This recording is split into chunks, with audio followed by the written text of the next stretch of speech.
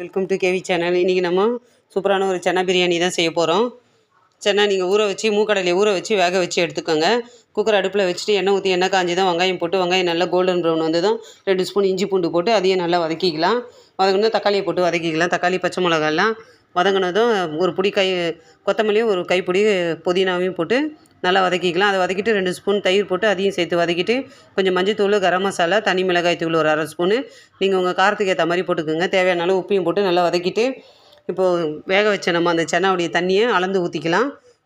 அதையும் அளந்து ஊற்றிட்டு அந்த சுண்டலையும் நம்ம அதிலே கொட்டி நல்லா கலந்து விட்டுட்டு ஊற வச்ச பாசுமதி அரிசியும் அதில் போட்டு கலந்து விட்டுக்கலாம்.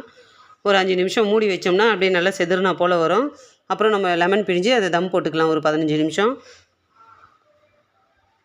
அவ்வளோதான். தம் போட்டு 15 நிமிஷம் தம் போட்டு எடுத்தோம்னா சூப்பரான நம்மளுக்கு சன்னா பிரியாணி ரெடி ஆகிடும். இதுக்கு சைட் டிஷ் பார்த்திங்கன்னா முட்டை வறுவல், தயிர் பச்சடி எது வேணாலும் வச்சுக்கலாம். உங்கள் விருப்பம் தான். சூப்பராக இருக்கும். நீங்களும் செஞ்சு பாருங்கள். இந்த வீடியோ பிடிச்சிருந்தா லைக் பண்ணுங்கள்.